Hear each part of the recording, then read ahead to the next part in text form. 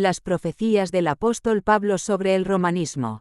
El libro Romanismo y la Reforma nos muestra la perspectiva del apóstol Pablo sobre el catolicismo romano, específicamente su carácter eclesiástico y sus características religiosas. El autor, Henry Grattan Guinness, argumenta que las profecías de Pablo, junto con las del profeta Daniel y el vidente de Patmos Juan, forman un retrato completo del catolicismo romano como una fuerza anticristiana. Pablo previó una gran apostasía que surgiría dentro de la Iglesia, no de fuerzas externas.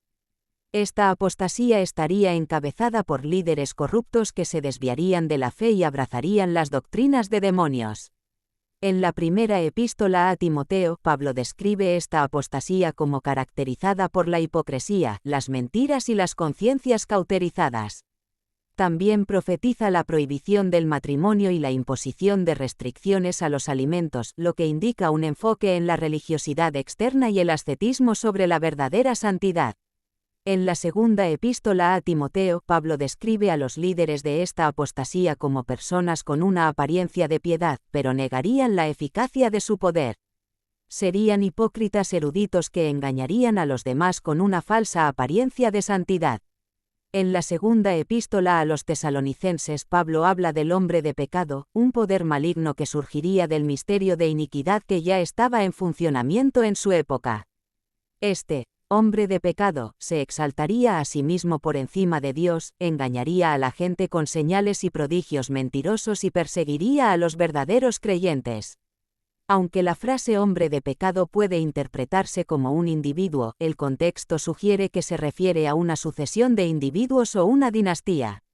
La apostasía ya estaba en marcha en la época de Pablo, y el hombre de pecado continuaría hasta la segunda venida de Cristo.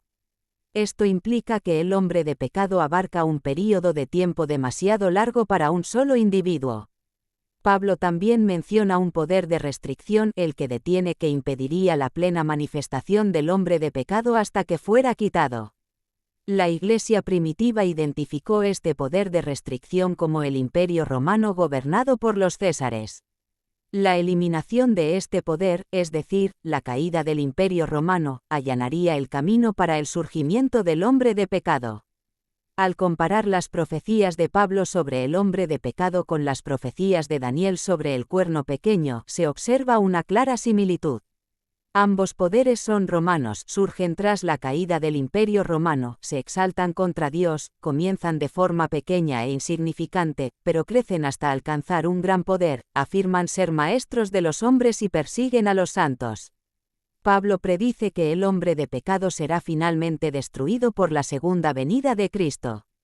En resumen, las profecías de Pablo sobre el romanismo se centran en su naturaleza como una apostasía dentro de la Iglesia, liderada por figuras hipócritas y engañosas que se oponen a la verdad y persiguen a los verdaderos creyentes.